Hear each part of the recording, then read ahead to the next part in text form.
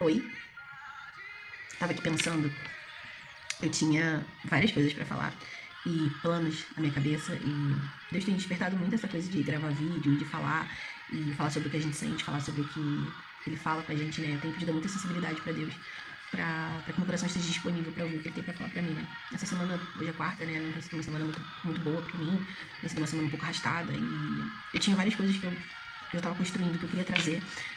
E eu acabei de receber uma mensagem, né? E aí a mensagem falava assim: bom dia com alegria ou sem alegria, né? E o que a gente vai responder sobre isso? Qual é a resposta que a gente vai dar? Eu sempre me questionei muito sobre isso. Quando as pessoas perguntavam pra mim se eu tava bem, em momentos que eu não tava bem. Se eu falasse que eu não tava bem, as pessoas sempre tinham uma resposta pra me dar. Se eu falasse que eu tava bem, tava tudo bem, mas eu não tava bem. Entende? Faz sentido pra você o que eu tô falando? E ela virou pra mim e falou assim: então tá bom, então medita em Provérbios 18, 20. E era justamente o que Deus queria que eu falasse, né? Que eu pensasse. E eu tenho certeza que ele não queria que eu pensasse só pra mim, por isso que eu vou dividir com vocês. O que tem saído da nossa boca, né? O que a gente tem semeado, né? Que tipo de fruto as nossas palavras têm produzido, né? A Bíblia fala em Provérbios 18, 20 que do fruto da boca enche o estômago do homem e o produto dos seus lábios o satisfaz. O que quer dizer isso, né? Quer dizer que o que a gente fala, né, vai nos satisfazer. Então a gente tá falando coisa boa ou a gente tá falando coisa ruim? Né? Tá saindo coisa boa ou ruim da nossa boca?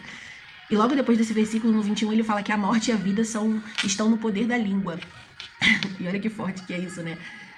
Logo eu hoje que não tô no meu 100%, né? A Bíblia ensina que aquilo que sai da nossa boca nunca vai ser insignificante, né? E que as palavras vão ser sempre sementes. E toda semente, independente do tempo, em algum momento ela vai produzir fruto. Né? Existe uma lenda, uma frase, um dito, né? Que o produtor de tamaras não, de tâmaras, né? Nunca vai saborear do seu próprio fruto, porque uma tâmara ela demora quase 100 anos pra ter o seu fruto, né? E quanto tempo que vai demorar pra gente ter resultado daquilo que a gente tá semeando, né?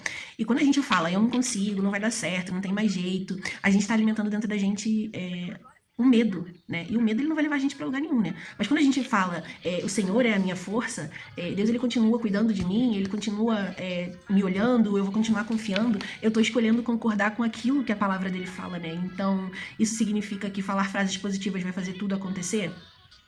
Sim ou não? A nossa boca não é a nossa boca que controla Deus, né? Mas é Deus que a transforma. É ele que traz o renovo, é ele que traz a transformação. E a nossa boca, ela revela aquilo que tá governando no nosso coração, né? Tem um negócio que a boca fala que o coração tá cheio. Então, qual é a pergunta que a gente tem pra hoje? Do que o nosso coração tá cheio, né?